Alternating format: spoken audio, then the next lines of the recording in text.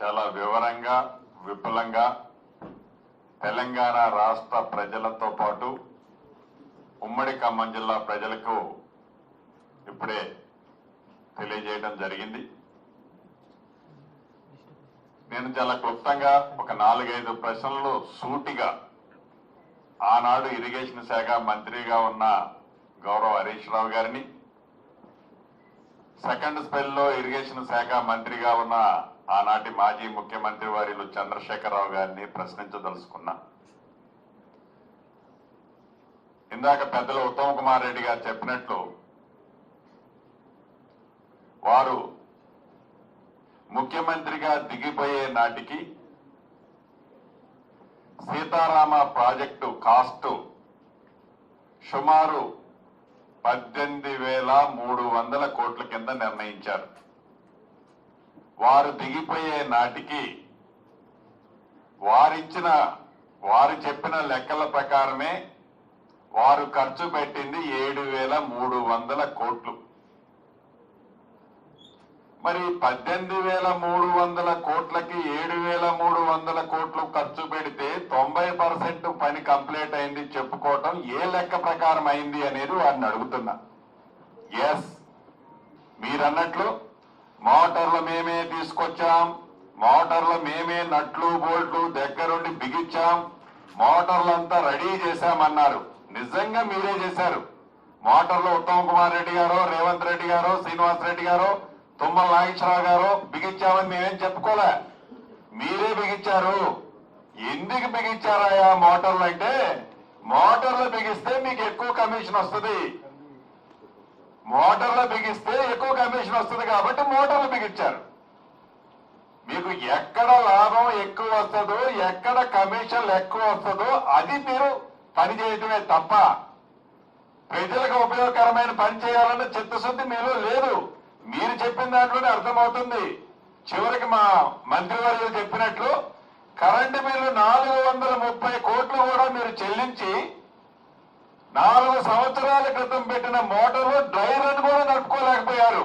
అంటే dry run చేస్తే 430 కోట్లు ఎలక్ట్రిసిటీ డిపార్ట్మెంట్ కడితే దాంట్లో నుంచి మీకు రావాల్సింది రాదు కదా. అందుకే దాని మీద ఖర్చు పెడితే మనకి కమిషన్ రాదు కాబట్టి, నిజంగా ఖర్చు పెడితే రైతులకు మంచి జరిగితే మీకు కమిషన్ రాదు కాబట్టి ఎక్కడ కమిషన్ వస్తుందో, దేంట్లో ఎక్కువ పర్సంటేజ్ వస్తుందో డెఫినెట్ గా మీరు దాని మీద ఫోకస్ పెట్టారు. దాని మీద పెట్టే ఈనాడు మేము 90% చేశాము, మేము మోటార్లన్నీ కరెంటు వైర్లన్నీ బిగిస్తే ఉత్తమ్ కుమార్ రెడ్డి గారు వచ్చి స్విచ్ ఆన్ చేశారు అంటున్నారు. బిగించింది మీరే.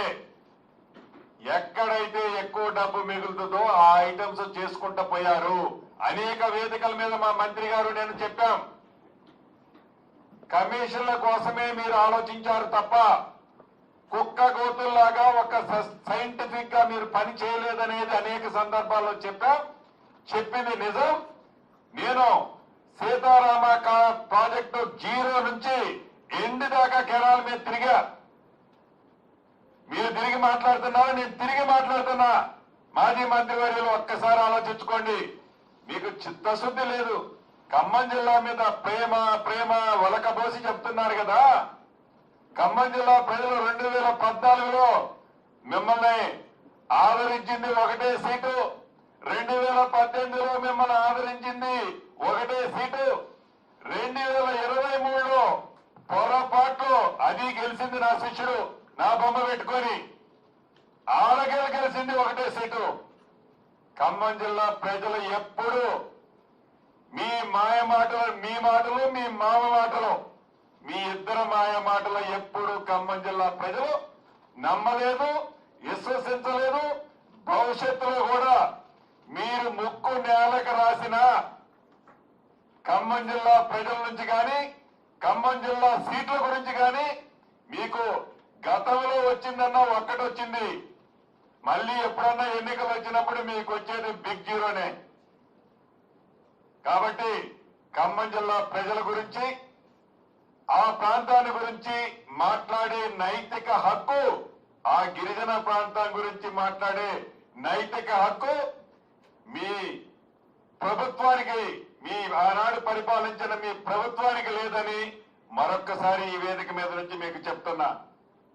ఎస్, మీలాగా మిషన్ కాకతీయ అనే కార్యక్రమాన్ని చేపట్టి ఆనాడు నిజాం నవాబు దగ్గర నుంచి ఏవైతే మైనర్ ఇరిగేషన్ ట్యాంకులు ఉన్నాయో వాటితో పాటు కాంగ్రెస్ ప్రభుత్వం ఏర్పరిచిన సుమారు 35,000 ఇరిగేషన్ మైనర్ ఇరిగేషన్ ట్యాంకుల్లో చెట్లు బీకి ఆ పైనుండే మట్టి తీసి పైపై మట్టి తీసి ఇదిగో ఈ 35,000 మైనర్ ఇరిగేషన్ ట్యాంకులు మేమే కట్టామన్నట్టు బిల్డప్ మేము ఇయటంలా మాకు ధైర్యం ఉంది. మోటార్లు మేము బిగించామని చెప్పటంలా మోటార్లు ఎందుకు బిగించావో పూర్తిగా విశ్లేషించా. అదే రకంగా మైనర్ ఇరిగేషన్ ట్యాంకులు సిల్ట్ తీసి ఆ ట్యాంకులు మేమే కట్టామని చెప్పారు మీరు.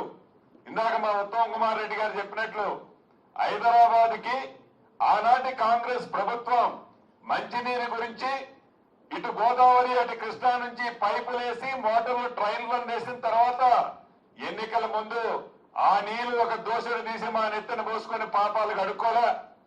అంతేకాదు ఉమ్మడి మహబూబ్ నగర్ జిల్లాలో నెట్టెంపాడు, కల్వకుర్తి, కోయల సాగర్ ప్రాజెక్టులు ఆనాడు దివంగత నేత రాజశేఖర రెడ్డి గారు సుమారు 75% వర్కులు కంప్లీట్ చేస్తే కాంగ్రెస్ ప్రభుత్వం మీరు అధికారంలోకి వచ్చిన తర్వాత ఆ కాలువలో ఉండే కంపల బీకి ఆ కలవట్టుకు రంగులేసి ఆ గేట్లకి పెయింట్ చేసి మేమే ఈ ప్రాజెక్టులు ఏర్పాటు చేశామన్నట్లు పసుపు కుంకుమ పూలు చల్లి ఫ్రంట్ పేజీల్లో వేసుకోవటంలా కాంగ్రెస్ ప్రభుత్వం చిత్తశుద్ధితో మీరు 37-38% వర్క్ పూర్తి చేసిన ప్రాజెక్టు మా గౌరవ మంత్రివర్యులు చెప్పినట్లు 2020 ఆగస్టు నాటికి 100% ఏదైతే సుమారు 6,75,000 ఎకరాల ఆయకట్టు నాగార్జున సాగర్ ఆయకట్టుతో కలిపి మీరు తయారు చేసిన ఎస్టిమేట్ కు సంబంధించిన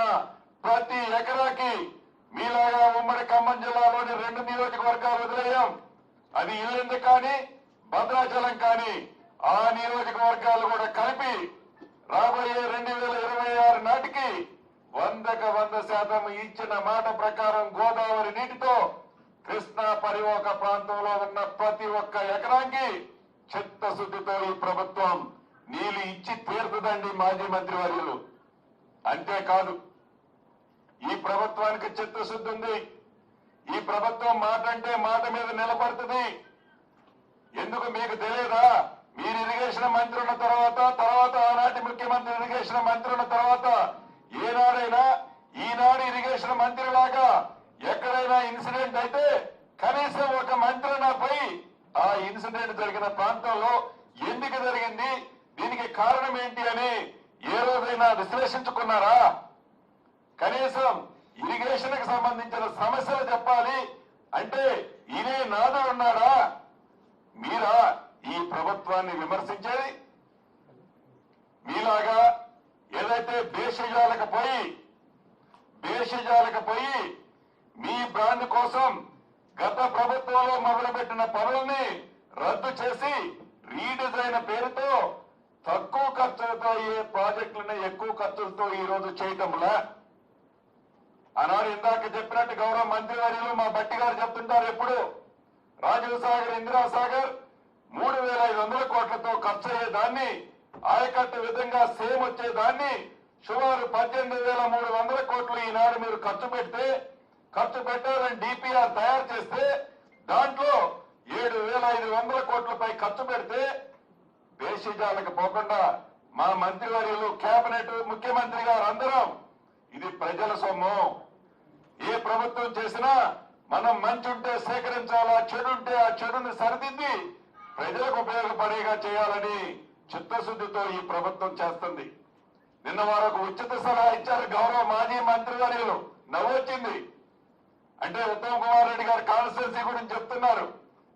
పాలేరులో నీళ్ళేస్తేనట, పాలేరులో చిన్న మోటార్ పెడితే ఆ నీటితోనట కోదాడు నుంచి హుజూర్ నగర్ దగ్గర నీరు తీసిపోవచ్చు అని చెప్తున్నారు. అయ్యా ఆనాడు దివంగత నేత కాంగ్రెస్ ముఖ్యమంత్రిగా ఉన్న రాజశేఖర రెడ్డి గారు ఉన్నప్పుడు Nagarjuna Sagar tail plant concept ఆ పేటెంట్ కాంగ్రెస్ పార్టీది. మీరు ఉచిత సలహాలు ఇచ్చేది. ఎప్పుడు మా ముఖ్యమంత్రి గారు జోకేస్తూ ఒకటి చెప్తుంటారు. ఎప్పుడన్నా ఒకటి అన్నా కేటీఆర్ గారినో కేసీఆర్ గారినో హరీష్ రావు గారినో బయట నుంచొని ఇవాళ నువ్వు ప్యాంట్ వేసుకొని బయటకు వస్తేనే నేను ఇక్కడ నుంచి కదులుతా, నువ్వు ప్యాంట్ వేసుకొని డెఫినెట్ గా రావాల్సిందేనంటే ఎట్లా ఆయన ప్యాంట్ వేసుకొని వస్తాడు కాబట్టి అదేదో నువ్వు అడిగితే ఆయన ప్యాంట్ వేసుకున్నట్టు ఉన్నట్టుంటది. వాళ్ళు జోకులు ఆ రకంగా వేస్తారు అంటారు. అంటే కృష్ణా పరివాహక ప్రాంతానికి కాంగ్రెస్ పార్టీ మొదటి నుంచి కట్టుబడి ఉంది. గోదావరి వాటర్ తీసుకొచ్చి ఆ ప్రాంతాన్ని సస్యశ్యామలం చేయాలి అని. ఇది ఈనాటిది కాదు. జలయజ్ఞంలో భాగంగా ఆనాటి కాంగ్రెస్ ముఖ్యమంత్రిగా దివంగత నేత రాజశేఖర రెడ్డి గారు Nagarjuna Sagar tail pond concept మీరు ఎప్పుడన్నా చూసారా?